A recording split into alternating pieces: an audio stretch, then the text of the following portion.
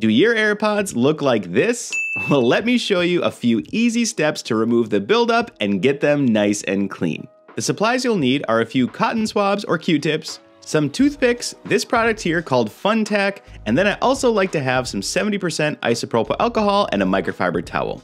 Now there are some tools on the market that are specifically designed to clean AirPods like this one here, but I'll be honest, I've actually never used one before, so I had an idea to buy this one and try it in the video and compare it to the other method I like to use, so stick around and we'll see what one works the best. To start the cleaning process, the first thing we need to do is remove the buildup from the AirPods. Obviously, we want to be very careful not to damage anything, and we don't want to ruin the mesh or push that in that could cause damage to the speaker.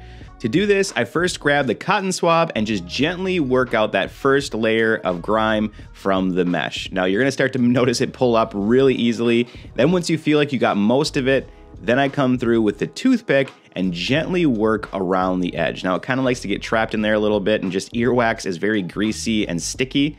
So the toothpick does a good job to kind of pick it out of there. And as you can see here, these do tend to get a little gross. Once you feel like all the large pieces of gunk have been pulled out, I do like to grab just a clean cotton swab and give everything a quick wipe down just to make sure that I'm not leaving anything that's on the surface there behind. At this point, the AirPod's looking really good. We definitely removed quite a bit of buildup, but there are a few areas we couldn't quite reach in the mesh. So stick around, I'll show you how we're gonna clean those up. Now for the right AirPod, instead of using the cotton swab and toothpick, we're gonna use the specialty tool. I noticed right away how well the metal tip worked to dig out all the gunk. It's a little thinner than the toothpick, so that comes in super handy, and it almost kind of has like a scooping edge, so you can easily pull all of that out. On the opposite end of the tool here is something called a flocking brush, and I was actually very excited about this because it's soft and very gentle. However, as soon as I started using it, all the fibers started to come off and stick to the mesh of the AirPod and made a bigger mess. Thankfully, on the metal tip side of the tool, there's also a little brush, and I was able to use that to remove all the stuck on fibers. But the whole idea of this tool is to make it easier than the first method, and so far, I'm kind of 50-50 on that. Now, as for the gunk that was stuck in the mesh that we couldn't quite remove, for this, I like to use the blue Fun Tack. Now I just grab a piece and roll it into a ball and then very gently work it into the mesh. And once you pull it out, you'll notice that the gunk and grime is stuck to the Fun Tack instead of the mesh of the AirPods. Now usually this will take a few different applications, but just keep moving to a clean side of the Fun Tack ball there, press it in and gently pull it out, and in no time, all the grime will be completely gone. As a reminder with the blue tack, just be careful not to push too hard. The goal is to remove the gunk but not damage the speakers and the mesh. Now you'll also notice it kind of gets a little sticky over time and starts to leave blue pieces behind. If that's the case, just grab a new piece and keep cleaning.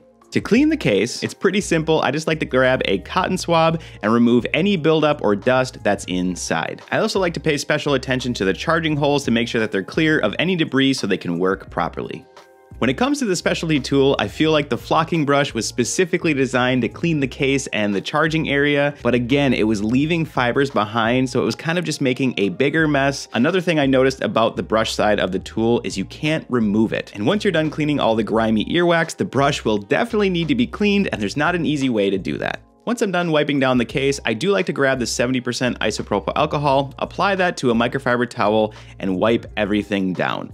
Now, alcohol does a great job to not only clean, but also is going to help disinfect some of those areas. Let's be real, we touch our AirPods all the time. They're in our pockets, they're in our bags, so they definitely need a little extra disinfecting. I also like to wipe down the AirPods themselves with a little bit of the alcohol and microfiber towel, but be very careful not to get any liquid near or in the mesh areas of the AirPods. Now, for the moment of truth, is the specialty cleaning tool worth it? I'm gonna kind of lean on the side of no, just because that brush was just such a mess to work with and you can't clean it. But I'd love to know what you think. Drop a comment down below and let me know. Thanks so much for watching as always, and if you're new here, consider subscribing and smash that like button. I also need to give a huge shout out to the Clean Squad members over on Patreon. Thank you so much for continuing to support Clean That Up. If you want to learn more about that and join us over there, click the link down in the description below, and I'll see you on the next Clean.